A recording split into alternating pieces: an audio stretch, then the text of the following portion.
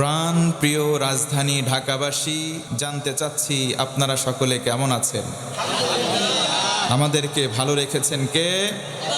খুলাফায়ে রাশেদার সোনালী দিন কেন যে ফিরে আর আসে না, মানুষে পেয়ে তার অধিকার, কেন যে প্রাণ খুলে হাসে না। চারিদিকে শুধু শুনি হাহাকার, অন্যায় জুলুম অবিচার, এই শোষণের কি অবসান কোনো দিন আর কি হবে না। খুলাফায়ে রাশেদার সোনালী দিন কেন যে ফিরে আর আসে না, মানুষে পেয়ে তার অধিকার, কেন যে মন খুলে হাসে না। আমার বন্ধুগণ, মনোযোগ বাড়াতে হবে। আল্লাহ রাব্বুল আলামিন মনুষ্য জাতিকে পৃথিবীতে তার গোলামি করবার জন্য পাঠালেন। পাঁচটা বিধি নিষেধ তিনি আরোপ করে দিলেন। জোরে বলুন আল্লাহু আকবার। পাঁচটা কাজের কথা বললেন, এমন পাঁচটা কাজ, যেই পাঁচটা আমল আল্লাহ একেবারে অপছন্দ করেন।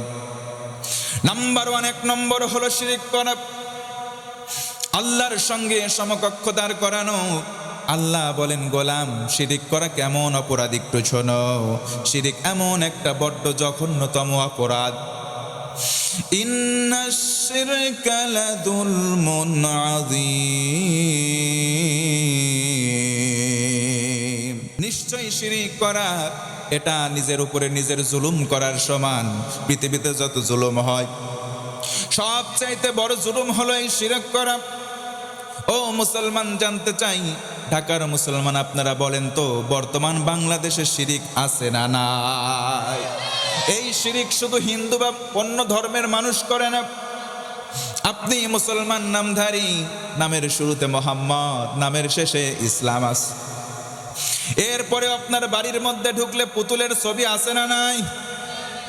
অনেক যুবক গেঞ্জি পরে, গেঞ্জির উপরে নায়িকার ছবি, পেছনের মধ্যে নায়কের ছবি আছে না নাই? এইগুলো হচ্ছে সরাসরি শিরকের পর্যায়ে পড়ে যায়। কেউ যদি তাসাউফের ঘরের মধ্যে কোনো মূর্তি রাখে, মূর্তির কাছে কিছু না চাইলেও সে যেন মূর্তি পূজার সমান গোনা পায়। জোরে বলুন নাউজুবিল্লাহ। যেই ঘরের ভিতরে তাসাউফের থাকে, যেই ঘরের ভেতরে কোনো মূর্তি পূজার স্থান পায়, সেই ঘরের ভেতরে আল্লাহর রহমতের ফেরেশতা প্রবেশ করে না। জোরে বলুন নাউজুবিল্লাহ। আল্লাহর সঙ্গে শিরক করা, আল্লাহ যেই কাজ করেন সেই কাজ অন্যের মধ্যে যদি আপনি শামিল করেন, আল্লাহ এই কাজ করতে পারেন, এই কাজটা মানুষ আমাকে করে দিতে পারে। আল্লাহ আমাদের রিজিক দেন। এখন যদি মনে করেন যে অর্থমন্ত্রী বা রিজিক মন্ত্রী আমাদেরকে রিজিকের বন্দোবস্ত করেন, আপনি সরাসরি মুশরিক না হলেও এই কাজের কারণে আল্লাহর কাছে মুশরিকের কাতারে চলে যাবেন। কথা বলেন ঠিক কিনা? আল্লাহ রাব্বুল আলামিন বলেন, বান্দারে তুমি যদি শিরিক করো, তুমি যদি মুশরিক হয়ে যাও, তুমি আমার সীমাটাকে লঙ্ঘন করলা।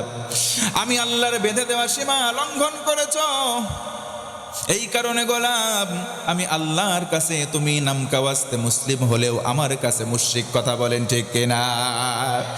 আজকে আমাদের সমাজের ভেতরে হাজার হাজার প্রকার মানুষ, নিজের অজান্তে আমরা শিরিক করি, নিজের অজান্তে আমরা মুশরিক হয়ে যাচ্ছি। আজকে দেখবেন মোবাইলের ভিতরে ফেসবুক আছে, ইনস্টাগ্রাম আছে, আবার দেখবেন এমন এমন অ্যাপ আছে সেখানে কিছু কিছু ইমোজির ছবি আছে। এই যুবক একটু কথা বলো, আছে না নাই? এই যে ইমোজি তুমি ব্যবহার করলাম, এটাও ভার্চুয়াল মূর্তি। এইটার বেশি ব্যবহার বর্তমান স্কলাররা বলেছেন এটাও মূর্তি পূজার সমান। জোরে বলুন নাউজুবিল্লাহ। আল্লাহ রাব্বুল আলামিন বান্দাকে জানালেন, বান্দারে ওয়ামা খালাকতুল জিন্না ওয়াল ইনসা ইল্লা লিয়াবুদুন। আরো জোরে বলতে হবে আল্লাহু আকবার। আল্লাহ রাব্বুল আলামিন বলেন, বান্দারে, মনুষ্য জাত আর জিন জাত, এই দুইটা জাতিকে আমি আল্লাহর গোলামি করবার জন্য সৃষ্টি করেছি। পড়ুন সুবহানাল্লাহ। আমাদের কোনো অস্তিত্ব ছিল না, আমাদের কোনো নাম নাই, আমাদের কোনো গন্ধ নাই, আমাদের কোনো পরিচয় ছিল না। আল্লাহ পাক রব্বুল আলামিন আমাদের সৃষ্টি করলেন, সৃজন করলেন, পৃথিবীতে পাঠালেন। আল্লাহ রব্বুল আলামিন বলেন, হাল আতা আলাল ইনসানি হিনুম মিনাদ দাহরি লাম ইয়াকুন শাইআম মাযকুরা। আল্লাহ রাব্বুল আলামিন বলেন, বান্দারি, তোমার কোনো নাম নাই, তোমার কোনো অস্তিত্ব নাই, তোমার উল্লেখ করার মতো কোনো পরিচয় ছিল না। কথা বলেন ঠিক কিনা? আল্লাহ রাব্বুল আলামিন আমাদেরকে অস্তিত্বে আনলেন। আমাদের একটা নাম হলো, শুধু নাম নয়, আমার আল্লাহ আমাদেরকে আশরাফুল মাখলুকাত বানালেন। পড়েন সুবহানাল্লাহ। সৃষ্টির মধ্যে শ্রেষ্ঠত্ব দান করলেন। সৃষ্টির মধ্যে সেরা হবার পর এই মনুষ্যজাত এমন এমন কাজ আমরা শুরু করেছি, সৃষ্টির ভেতরে সবচাইতে নিকৃষ্ট বর্তমানে। কথা বলেন ঠিক কিনা? আল্লাহ রাব্বুল আলামিন বলেন, বান্দারি, আমি তোদেরকে সেরা বানালাম, তোদের মান, তোদের শান তোদের হাতে তুলে দিলাম। নিজের ভালো যে বুঝবে না, সেই ব্যক্তি নিজের ভালো কখনো করতে পারবে না। পাঁচটা সীমানা বেঁধে দিলেন।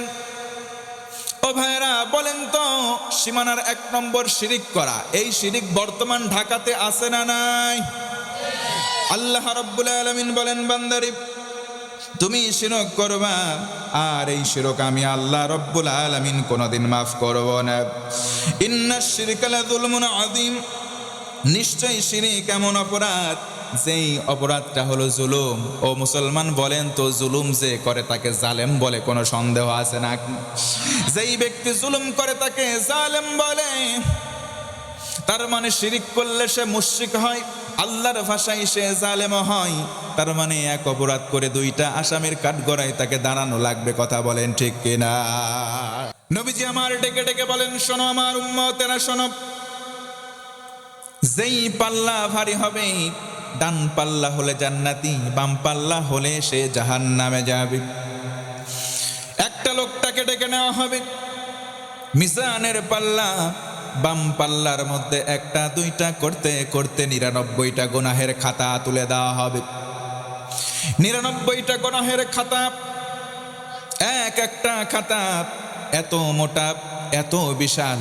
নবীজি আমার বলেন, মাদ্দাল বাসার, চোখের দৃষ্টি সীমা যত দূর, একটা খাতা এত বড়। খাতার সংখ্যা হলো 99টা।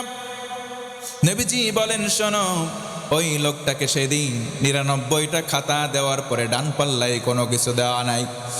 এমত অবস্থায় লোকটা বিচলিত হয়ে পড়বে, চিন্তা করবে, আহারে, জাহান্নামে যাওয়া ছাড়া বোধ হয় আজকের দিনে আমার কোনো উপায় নাই।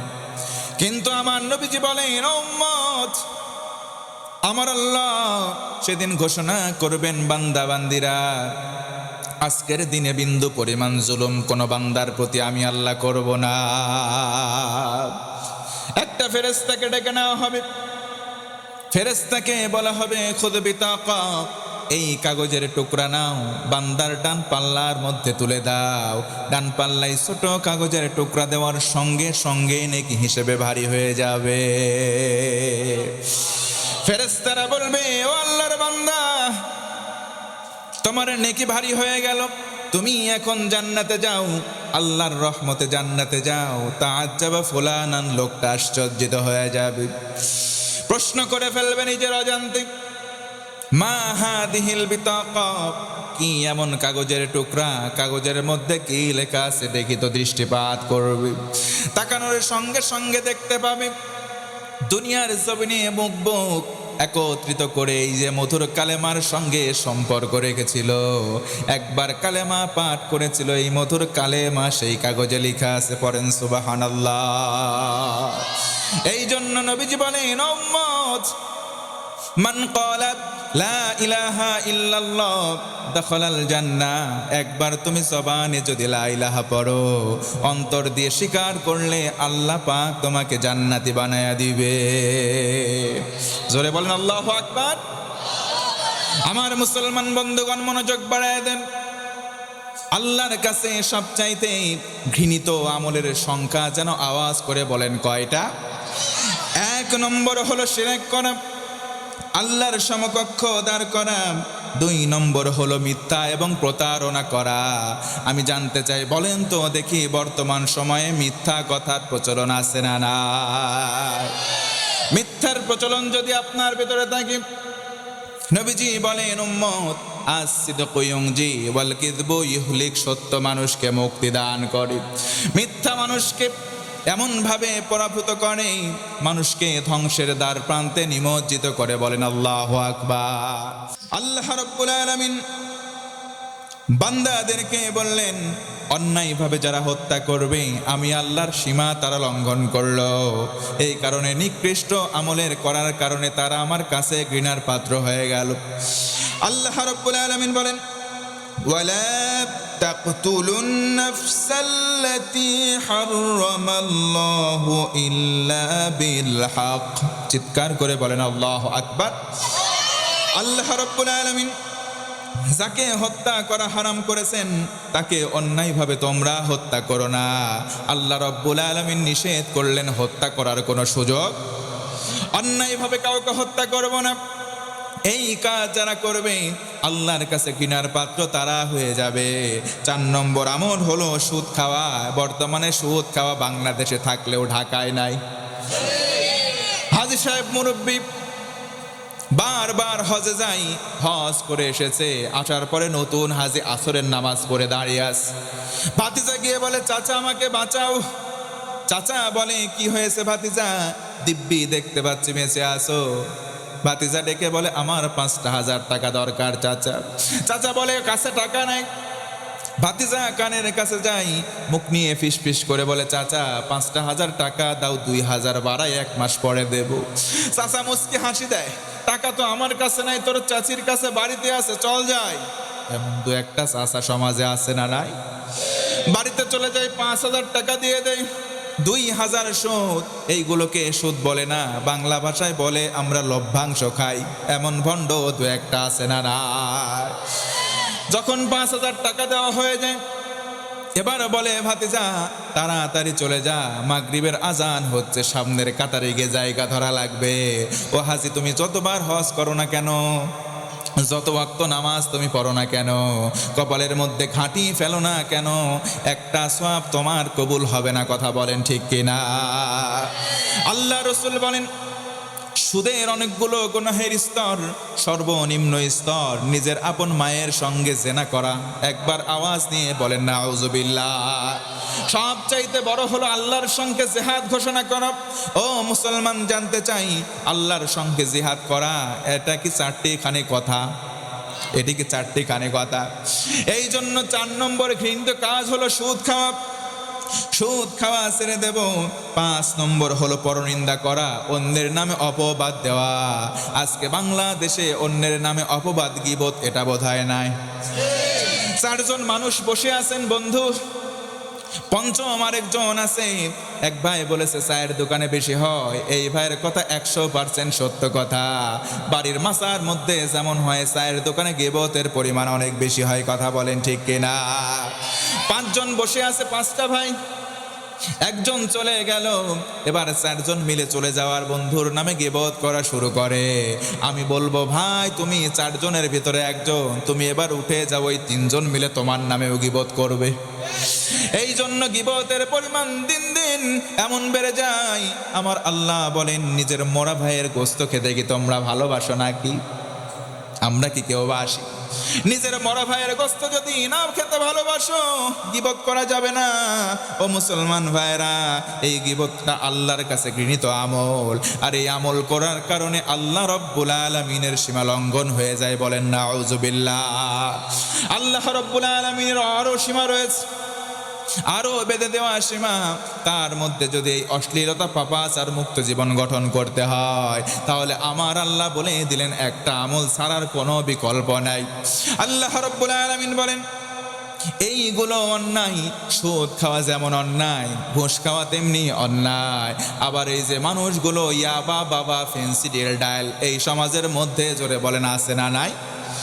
এই যে আপনি হারাম খাচ্ছেন, সুদ খাওয়া হারাম।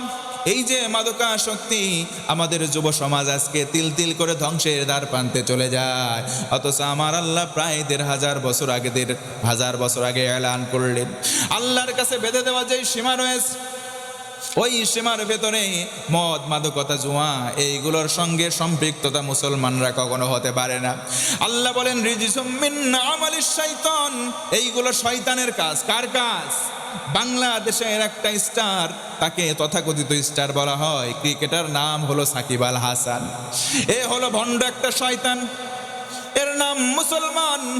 আজকের দিনে স্ট্যাটাস দিয়েছে, এমন স্ট্যাটাস দেয় মাঝে মধ্যে জোয়ার, ওই যে বেড ধরা জোয়ার সে প্রমোশন করে। মুসলমান ঘরের সন্তান কখনো জোয়ার সঙ্গে সম্পর্ক রাখতে পারে? রাগ হলেন? যেই ব্যক্তি ইসলাম বিদ্বেষী কোনো কাজ করবে, ইসলামের বহির্ভূত কোনো কাজ, আমরা মুসলমান তাদের সঙ্গে সম্পর্ক রাখবো না। তুমি যত বড় সেলিব্রিটি হও না কেন, আমার আল্লাহর কাছে তোমার বিন্দু পরিমাণ দাম নাই। কথা বলেন ঠিক কিনা? ও মুসলমান, শেষ কথা আমি জানতে চাই, বলেন তো এতগুলো আমল, এই আমলগুলোর ভেতরে যদি খারাপ আমল আমার আপনার মধ্যে দু একটা থাকে, এই মুহূর্তে বাদ দিয়ে নিট অ্যান্ড ক্লিন হওয়ার দরকার। আওয়াজ দিয়ে বলেন তো আছে না নাই? এই জন্য জানতে চাই আপনাদের এই মসজিদ মানে যেখানে সেজদা দেওয়া হয়, বলেন তো সেজদা দেওয়ার দরকার আছে না নাই? দৈনন্দিন জীবনে দৈনন্দিন যেই আমরা জীবনপাত করি, প্রতিদিন আমরা আবশ্যিকভাবে কয়বার নামাজ পড়ব? আরো জোরে বলেন। কিন্তু দুঃখ আর পরিতাপের বিষয় হলো, আমি যখন সেক্রেটারি সাহেবের বাসায় ছিলাম, হযরতে আলী 1 দিন 2 দিন 3 দিন হয়ে গেল, তার পেটের মধ্যে কোনো দানা নাই, কোনো পানি নাই, ক্ষুধার্ত অবস্থায় অনাহারে। আমার বন্ধুগণ মনোযোগ বাড়ায় দেন, আল্লাহর নবীর সাহাবী হযরতে আলী রাদিয়াল্লাহু তাআলা আনহু 3 দিন অনাহারে। 1 দিন 2 দিন 3 দিন হয়ে যায়, পেটের মধ্যে দানা নাই, পেটের মধ্যে কোনো খাবার নাই। আল্লাহর নবীর সন্ধানে তিনি মসজিদে চলে গেলেন। মসজিদে গিয়ে দেখেন নবীজি নাই। চিন্তা করলেন ঘরে আছেন বোধহয়। ঘরের দরজায় কড়া নাড়লেন, সালাম দিলেন, আসসালামু আলাইকা ইয়া রাসূলুল্লাহ। ঘরের ভেতরে থেকে কোনো আওয়াজ নাই। 3 বার সালাম দিলেন, কোনো জবাব পেলেন না। মস্তক অবনত চিত্তে তিনি দাঁড়িয়ে রইলেন। চিন্তা করলেন এখান থেকে চলে যাবেন। অন্তিম লগ্নে ভেতর থেকে আম্মাজান খাদিজাতুল কুবরা তাহেরা রাদিয়াল্লাহু তাআলা আনহা তিনি জবাব দিলেন, বাবা আলী, ও বাবা আলী, তুমি কেন এসেছো, কারণ বলো। হযরতে আলী বলেন, আম্মাজান, আমি আলীর পেটে 3 দিন হয়ে গেল, কোনো দানা পানি কোনো খাবার পড়ে নাই, এই জন্য নবীজির সন্ধানে আসলাম। আম্মাজান বললেন, বাবারে তাড়াতাড়ি ফিরে যাও, এই মুহূর্তে তুমি যেই কথা বলেছো, তোমার শ্বশুর নবীজি তোমাকে কোনো খাবার দিতে পারবেন না, তুমি 3 দিন অনাহারে আছো। ও বাবা আলী, জেনে নাও, শুনে নাও, তোমার শ্বশুর নবীজি কমপক্ষে 7 দিন অনাহারে আছে, তুমি 3 দিন খাও না। ও আলী, তোমার নবীজি, তোমার শ্বশুর নবীজি সাল্লাল্লাহু আলাইহি ওয়াসাল্লাম আজকে থেকে টানা প্রায় 1 সপ্তাহ যাবত কোনো খাবার ভক্ষণ করেন না। আজকেই প্রত্যুষ পেটের মধ্যে দানা নাই, পেটের মধ্যে কোনো খাবার নাই, কষ্ট সহ্য করতে না পেরে 1 টুকরা পাথর দিয়ে বেঁধে কোথায় যেন তিনি চলে গেছেন। ও বাবা আলী, তাড়াতাড়ি তুমি চলে যাও, তোমার শ্বশুর তোমাকে কোনো খাবার দিতে পারবে না। হযরতে আলী কান্না শুরু করলেন, ডেকে বলেন, আম্মাজান, আমি তো নবীর কাছে খাবার চাইতে আসি নাই, আমি যখন ক্ষুধার্ত হই 1 দিন 2 দিন আর 3 দিন হোক না কেন, দৌড়ি আমি মসজিদে চলে যাই। যাওয়ার পর নবীজির বরাবর বসি, নবীজির চেহারা মোবারক দেখি, সঙ্গে সঙ্গে আমি আলীর পেটের ক্ষুধা নিবারণ হয়ে যায়। আমি তো নবীর চেহারা দেখতে আসছি, আম্মা জান, নবীজির চেহারা মোবারক দেখার জন্য আসলাম, আমি তো নবীর কাছে খাবার চাইতে আসি নাই। বলেন আল্লাহু আকবার। সাহাবায়ে কেরাম নবীর চেহারা মোবারক দেখে ক্ষুধা নিবারণ করেছেন। মহাব্বতের লিমিট কত পরিমাণ হলে এই রকম কার্যকরী তা হতে পারে যে একজনের চেহারা দেখে ক্ষুধা নিবারণ হয়। শুধু তাই নয়, আহলে সুফফার যতজন সাহাবায়ে কেরাম ছিলেন সবার ভিতরে এই টেন্ডেন্সি পয়দা হয়েছিল যে নবীর চেহারা মোবারক দেখবেন, নিমিষেই তাদের ক্ষুধা নিবারণ হয়ে যাবে। বলেন সুবহানাল্লাহ।